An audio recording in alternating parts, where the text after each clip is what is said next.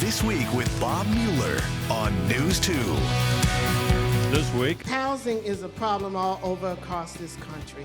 6 candidates for mayor of Nashville square off face-to-face for the first time in this election.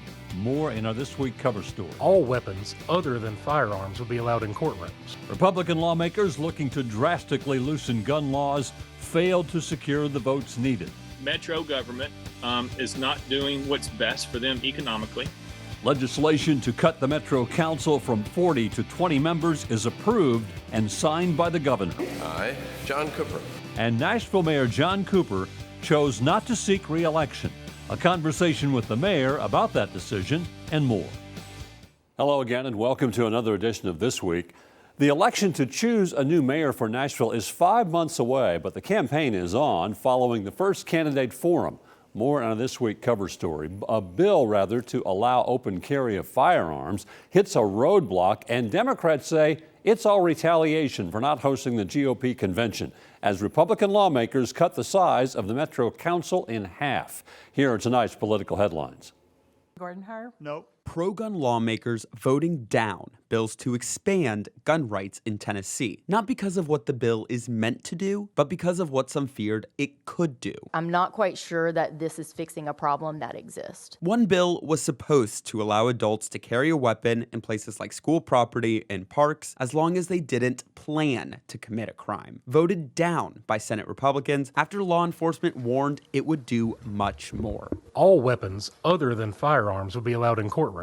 So you could take a crossbow into a courtroom as long as you didn't have the premeditated intent, which arguably you may not until you decide figure out what the judge is going to rule. And later, a bill intended to allow people with a concealed weapons permit to carry a gun on college campuses also met with confusion. This bill allows college students, university professors, and staff to protect themselves. The Department of Safety said this would, quote, gut carrying laws in elementary, middle, and high schools and allow guns on buses and at school events. Basketball game, whatever it happens, soccer game, whatever it happens to be, if the school is using that facility, then this bill, if passed, would apply. You can carry a gun on that property. Yes. And over in the House, a GOP-sponsored bill to allow open carry of all firearms worried a Republican lawmaker. Can you just give me one reason as to why that would be necessary on, say, Poplar Avenue in Memphis, Tennessee? Absolutely. Thank you, Chairman. The Second Amendment. Can you elaborate, please? Because I'm still a little confused. So if you read into that, it says the right to keep and bear arms shall not be infringed. You're missing half the amendment there. Governor Bill Lee signed into law legislation to cut the Metro Council in half. News 2's Kenley Hargett reports the council is fighting the law, which some believe will hurt minority communities. After months of debate, House Bill 87 is now law. It restricts the Metropolitan Government Council to 20 members, essentially cutting Metro Nashville-Davidson County's council from 40 members to 20. Some legislators believe the limit will make council more efficient. Unfortunately, like them pushing a boulder uphill through mud. I mean, it's just very difficult for councils of that size. Opponents of the law say this will limit Nashvillians' voices, especially minorities. Will give the supermajority and all the opportunity and all to gain control over districts and all that normally they didn't have control in. So it's going to impact and all the black and brown community, here in Nashville and Davidson counties significantly. In the next 30 days, Metro Nashville is required to redraw its district lines and have them approved by May 1st, essentially removing 20 council members and changing representation for thousands of Nashvillians. When you have 35 district council members, that means that you have an individual council member that has about 20,000 citizens that they represent. Going this way with what the state has proposed, going to at least double. And you want government close to the people. We're at local government level. Whether you're a Democrat or Republican, some leaders believe it's time we come together and remember, we are one state. We are one state. We're a lot of communities, but we are one state. But when one city rises, we all rise. When one city does not, we all go down, and so we need to be thinking about, how we can benefit the whole state. Tennessee House Republicans voted to treat drag queens like strippers, even though drag queens typically don't strip.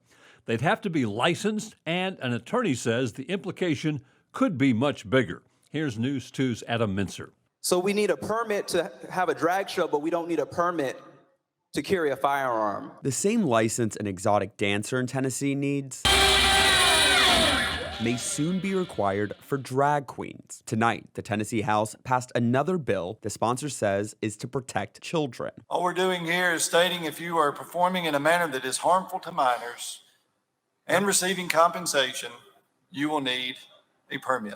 The bill says a person or business shouldn't put on any adult cabaret entertainment for compensation without a permit. That is defined as shows suitable for mature audiences, including exotic dancers, topless dancers, or male or female impersonators. You actually go to drag shows, there's no harm there. We've already passed the bill targeting this community. Now you're expecting them to register with the state. The bill's sponsor says this isn't targeting all drag if it's age appropriate. As long as the performance is not sexually or overly sexualized where it violates this section of code. Have you been to a drag show? Cannot say that I have, no sir. Attorney Tom Lee represents the Tennessee Pride Chamber and says this bill will have a huge impact on businesses. This bill in many ways is more far-reaching than the legislation that previously passed. Lee points out that in the fiscal note of the bill, it says, quote, a business that qualifies as an adult cabaret would also be subject to the location restrictions under Tennessee code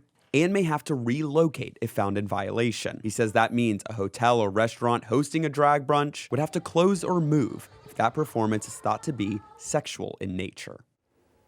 Now to our This Week cover story from our state capitol newsroom. In 5 months, Nashville voters go to the polls to elect a new mayor. Today, 6 of the candidates vying to replace John Cooper shared a stage for a first face-to-face encounter of the election season.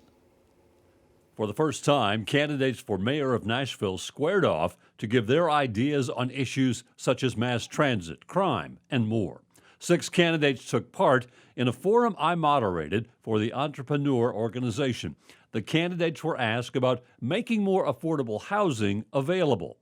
It is a crying shame that the people that serve this city, be they teachers or policemen or firefighters or metro workers, can't afford to live in the city they serve. We need to be getting to work, all hands on deck, on this issue today. Housing is a problem all over across this country.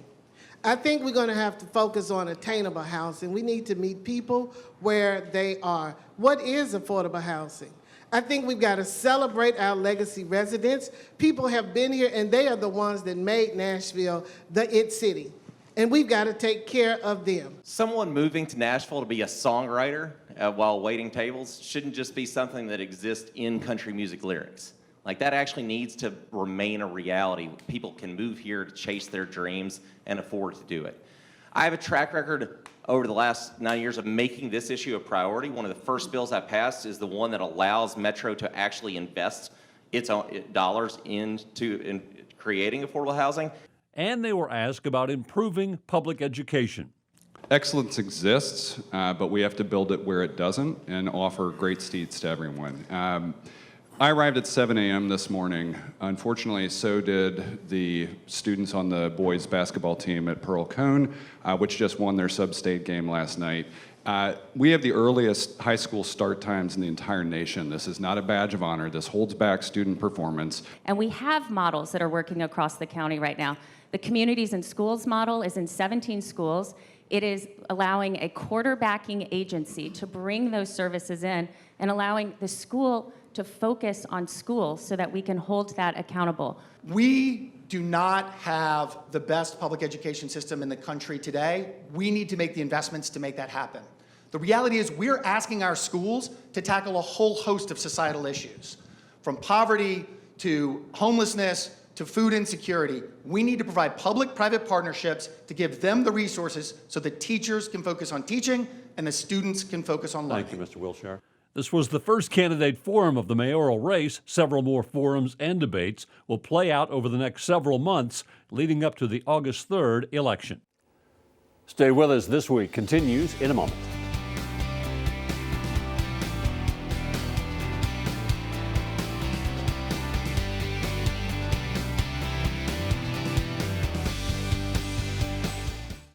Welcome back to This Week. I'm pleased to be joined by the mayor of this great city, the Honorable John Cooper. Nice to see you, sir, as always. Bob, it is always a thrill to be on your show. I want to start with a little bit of news of the day. As you know, the legislature has approved and the governor signed the bill that will now cut the Metro Council in half.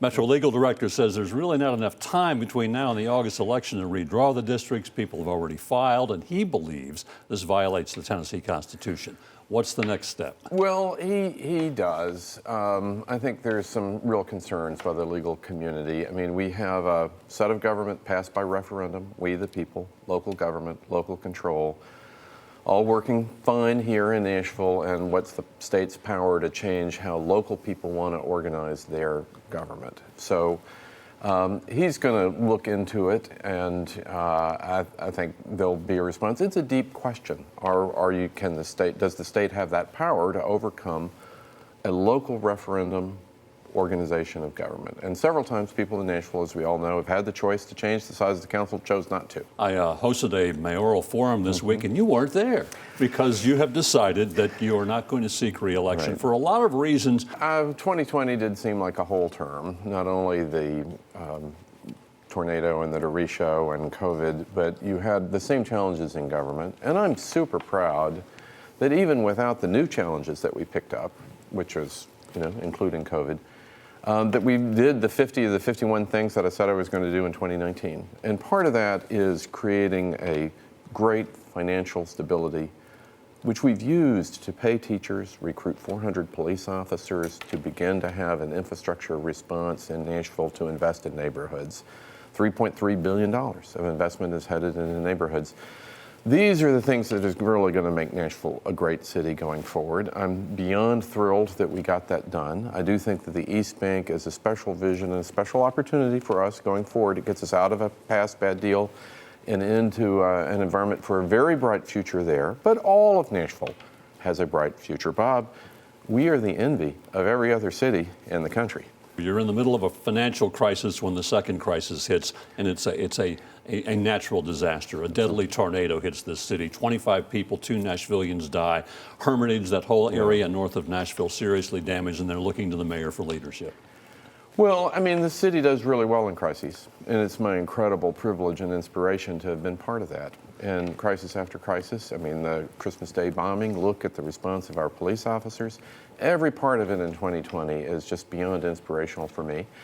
But it does feel like a kind of a full term. 100 press conferences, emergency press conferences in 1 year. Again, a great privilege, but it can wear you down a little bit, for sure. I want to talk a little bit about the third emergency that hit, and we've never gone through the COVID-19 pandemic before. No one had gone through it, and you jumped right in there, having briefings, closing schools and businesses that needed to be closed while you're setting up daily conferences, the coronavirus task force. Some of those decisions were right, some are wrong, but nobody knew what was going on. There was no vaccine.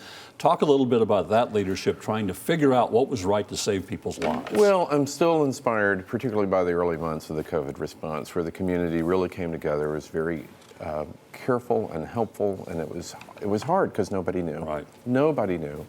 I do think in Nashville, time will say that we saved a lot of lives by what we got done here. In time, I think people will forget that it was also a 2020 election year, and I think as the election year went further along, the response, the community began to drift apart in different responses, and I regret that, but I do think that Nashville itself, again, saved several thousand lives because we were willing to respond with science to what was going on. But nobody wants to think about it. Nobody wants to think about this anymore. Are we better prepared for the next pandemic? We are, but again, lightning never strikes twice. We're not going to have the same problem again. Hopefully it's as long to the next one as it was from the last one. Our conversation with Nashville Mayor John Cooper continues in a moment. This Week continues when we come back.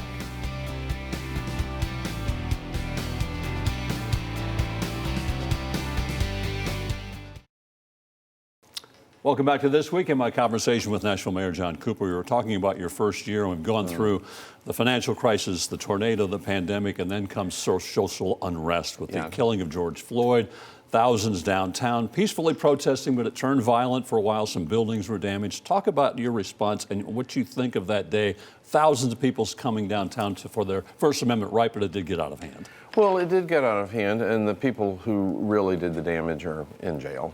And I'm grateful to the public who helped turn them in. There's no place for that in Nashville. And they had nothing whatsoever to do with the civil rights demonstration. You know, they were just freelancers using the opportunity. It was kind of the first large group happening during COVID. I think that probably added to the intensity. But so many other cities were hit at exactly the same time, and our courthouse was burned with an act of arson. But again, those people are in jail now. But I think I want to come back and compliment our public safety officers.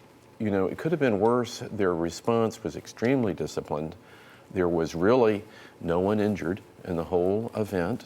There was public property damage, to be sure, but that's with a well-disciplined and rehearsed public safety response. As your first year came to an end, Christmas came, and the most bizarre suicide ever happened in Nashville. And thank gosh for the 6 Metro police officers downtown.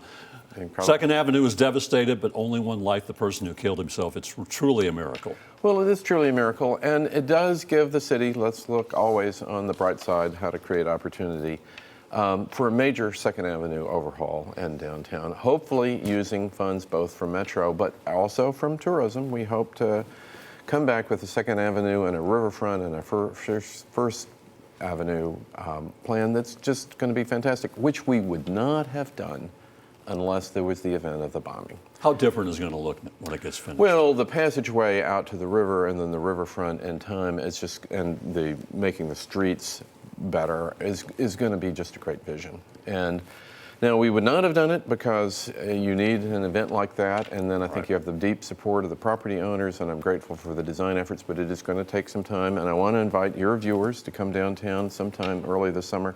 We hope to have the largest Phil Ponder painting. That's going to be the new cover for the AT&T building, and he's going to come down and have a public signing, and it's just going to be a great Nashville moment. As we come towards the end of your first year, you have 3 more years to go, and you filled it with just success after success and appointments after appointments. A new police chief, billions from Oracle, billions from Amazon. You've just finalized the $2.1 billion stadium proposal. That is done. The East Bank in 5 years is not going to be... We still have a vote with the council coming up in about 6 weeks, but we one vote down, 2 to go. Right, 2/3 passed in the first round. East Bank is not going to be recognizable in 5 years. Totally changed.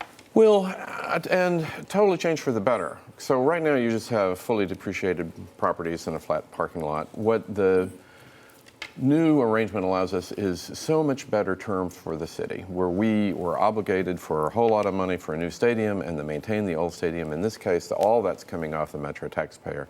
But we're getting a north-south transit boulevard, you're getting a major park, riverfront activation, you have a site for a cultural live, work, play environment. And the city is getting back the land that we will be the landlord, hopefully a very profitable arrangement on the ground lease to help fund city priorities like affordable housing can come from the resources generated by the East Bank. But the big thing is going to be this north-south transit boulevard. It's a major answer to transportation. It's going to be 40,000 drivers a day, which is going to be us, that we don't have to get on the interstates and compete with interstate traffic in order to get around Nashville. What didn't you get finished? What does the next mayor, whoever that is, face? Well, we've been super successful in beginning to address the problem of homelessness and affordable housing. You put $50 million toward that. And the Housing First, it is working. We were able to close the Brookmead Park, and now we're in the middle of closing a major park in South Nashville. This is so important because of the lives that are being saved by getting people into housing. But you have to do it with counseling, you have to do it with a variety of housing types, and then affordable housing. 2 separate issues, but we have $180 million in resources for affordable housing. That's up 5 or 6 times from my predecessor. You have a Department of Housing. While I've been in government, we've begun to respond to the challenges of the moment. You've got a new transportation department. Nashville never even had it. How are you doing infrastructure without a focus on traffic and transportation? We're responding that way. A Department of Housing.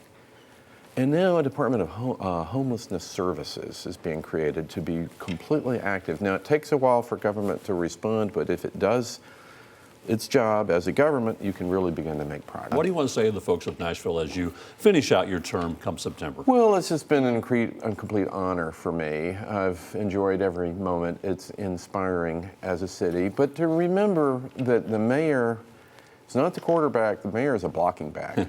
The mayor it's all these departments. It's making Dr. Battle a success. It's making Chief Drake success. Do you have the money and the resources for them to be successful? A lot of people are doing great work here in Nashville, so how do you help them get that work done? And that's housing, public safety, education, that's so much. But then we have the opportunity of the moment right now with the East Bank to create a plan, a vision for all of us that for years to come, people are going to look at Nashville and go, that city is on it. That has created a quality of life for its residents, even though it grew, that we want to be there, that we're excited, and to be a city that our children and grandchildren thank us for. Nashville Mayor John Cooper, appreciate your service. Thank you very much for always being accessible to me, and good best of luck. It's been a thrill to be here. Stay with us. This Week continues in a moment.